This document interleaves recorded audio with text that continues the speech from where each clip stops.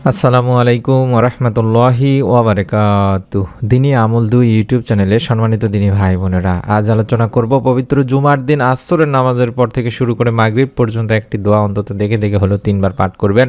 আল্লাহ তাআলার কাছে ক্ষমা চাইবেন, আপনার জীবনের সকল গুনাহ আল্লাহ তাআলা ইনশাআল্লাহ মাফ করে দেবেন। কোরআনুল কারীম থেকে নেওয়া একটি ছোট্ট দোয়া শিখিয়ে দেব, দেখে পড়লেও হবে, কোনো সমস্যা নেই। তাই অনুরোধ করছি অবশ্যই আমলটি করবেন এবং বিশ্বনবী সাল্লাল্লাহু আলাইহি সাল্লামের সঙ্গে জান্নাতে যাওয়ারও একটি ছোট্ট দোয়া শিখিয়ে দেব ইনশাআল্লাহ। আশা করছি আপনারা আমলটি করবেন, এই উদ্দেশ্যে ভিডিওটি সম্পূর্ণ দেখুন। পবিত্র জুমার দিন হচ্ছে সপ্তাহের শ্রেষ্ঠতম পবিত্রতম একটি দিন। এই দিনের ইবাদত, বিশেষ কিছু ইবাদত ও বিশেষ কিছু সময় রয়েছে, আর এই সময়গুলোতে দোয়া করলে আল্লাহ রাব্বুল আলামিন বান্দার সমস্ত দোয়া, বান্দার সমস্ত চাওয়া কবুল করেন। সুবহানাল্লাহ, সুবহানাল্লাহ।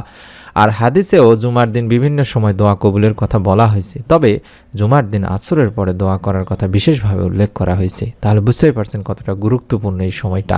আবু হুরায়রা রাদিয়াল্লাহু তাআলা আনহু বলেন, রাসূল সাল্লাল্লাহু আলাইহি সাল্লাম বলেছেন, জুমার দিনে এমন একটি সময় আছে, সেই সময়টায় যদি কোনো মুসলিম নামাজ আদায়রত অবস্থায় থাকে এবং আল্লাহর কাছে কিছু চায়, তাহলে আল্লাহ অবশ্যই তার সে চাহিদা পূরণ করবেন। এরপর রাসূল সাল্লাল্লাহু আলাইহি ওয়াসাল্লাম হাত দিয়ে ইশারা করে সেই সময়টির সংক্ষিপ্ততার ইঙ্গিত দেন। আমরা চেষ্টা করব এই সময়টিকেই বেছে নিয়ে বেশি বেশি দোয়ার আমল করার জন্য। যেমন আমাদের জেনে রাখা জরুরি যে আসরের শেষ সময় দোয়া কবুল হয় এই সময়টা কখন। জাবের ইবনে আব্দুল্লাহ রাদিয়াল্লাহু তাআলা আনহু থেকে বর্ণিত একটি হাদিসে এটি রাসূল সাল্লাল্লাহু আলাইহি সাল্লাম বলে দিয়েছেন যে জুমার দিনের 12 ঘন্টার মধ্যে এমন একটা সময় আছে বা এমন একটি মুহূর্ত রয়েছে, যদি কোনো মুসলিম এই সময় আল্লাহ তাআলার কাছে কিছু প্রার্থনা করে, অর্থাৎ কিছু চায়, কল্যাণকর কিছু চায়, নেক কিছু চায়, তাহলে মহান ও সর্বশক্তিমান আল্লাহ তাকে তা দান করেন। আর এই মুহূর্তটি তোমরা আসরের শেষ সময় অনুসন্ধান করো। আসরের শেষ সময় বলতেই কিন্তু সূর্য ডোবার আগ মুহূর্তকে বোঝানো হয়েছে, অর্থাৎ মাগরিবের আগ মুহূর্ত পর্যন্ত আপনারা আমলটি করতে পারবেন। মাগরিবের আগ মুহূর্ত পর্যন্ত আপনি এই আমলটি করবেন। আসর থেকে শুরু করে বেশি বেশি দরুদ পড়বেন, আগে অন্তত 100 বার আগে আল্লাহুম্মা সাল্লি ওয়া সাল্লিম আলা নাবিয়িনা মুহাম্মাদ এই ছোট্ট দরুদটি পড়তে পারেন, অথবা সাল্লাল্লাহু আলাইহি ওয়াসাল্লামও পড়তে পারেন, অথবা যে দরুদটি দেখাচ্ছি স্ক্রিনের মধ্যে এটিও পড়তে পারেন, ও দরুদ ইব্রাহিমও পড়তে পারেন। তারপরে কম করে হলেও 3 বার করে আপনারা দোয়া পড়বেন। যে দোয়াটি আমি স্ক্রিনে দেখাচ্ছি এই দোয়াটি 3 বার পড়বেন।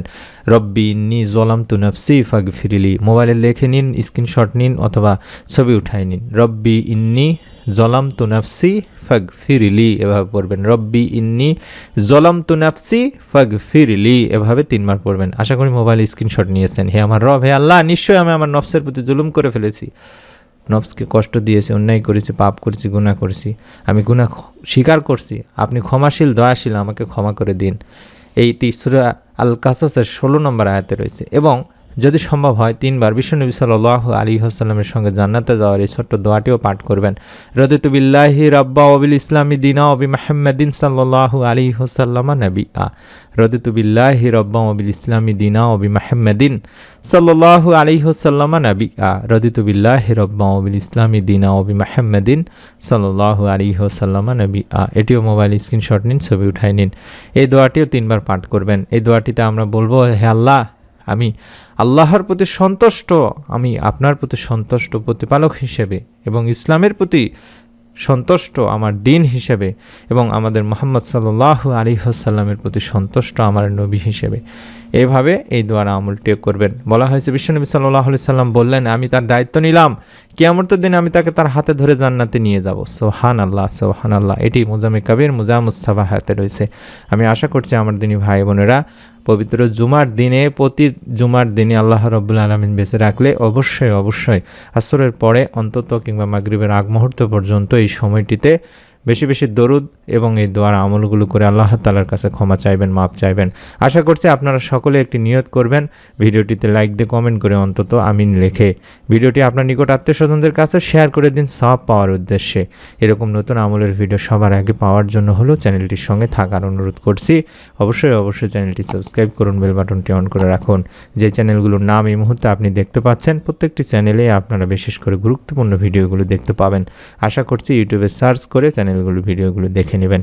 সকলে ভালো থাকুন, সুস্থ থাকুন। নতুন ভিডিও দেখার আমন্ত্রণ জানাচ্ছি। আসসালামু আলাইকুম ওয়া রাহমাতুল্লাহি ওয়া বারাকাতুহু।